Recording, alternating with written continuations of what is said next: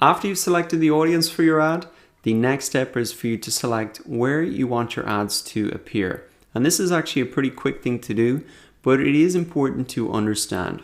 So to remind you, we're still working in the ad set level under placements here. This is the last thing we have to do, and then we'll be done with the ad set.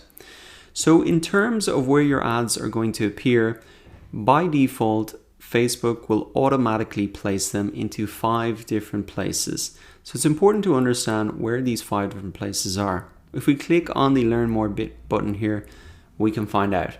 So over here on the right hand side, we can see that the first place is the Facebook mobile news feed, the second Facebook desktop feed, Facebook right hand column, Instagram, and the audience network. So those are the 5 places. Now to explain a little bit more about the third place there, Instagram, if you didn't know already, Facebook bought Instagram, and they have allowed us through this Ad Creates tool to advertise to the Facebook audience, which is 150 million daily active users. So that's a lot of people, a lot of great people that you can get your ad in front of. Now the even cooler thing is that you don't need to have an Instagram account in order to run ads on Instagram. It is recommended that you have it, but if you don't have it, it's actually fine. And what happens actually is Facebook will pull your Facebook profile and username and show that in the normal profile that you would see on Instagram. So the people who would click on the ad wouldn't even know that you didn't have an Instagram account. So that's a pretty handy feature that they've built in to enable that.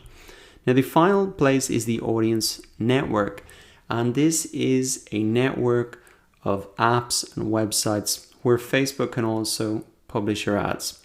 Now they don't have a full list of where all those places are, so in my opinion it's a little bit gray area about where those ads are actually appearing. So what I would recommend is for your first campaign, you really want to think about where those placements should be, and perhaps you should even edit some of these placements. Now, if you want to remove some of those placements, it's very easy to do. You can come down, for example, to the audience network, and I'm just going to untick this here. You can come down into Instagram and untick that if you want. And what I'm going to do is really focus this on the Facebook newsfeed, because that is the place where people get a lot of click-throughs and engage. So I'm going to remove it from the right-hand column, instant articles.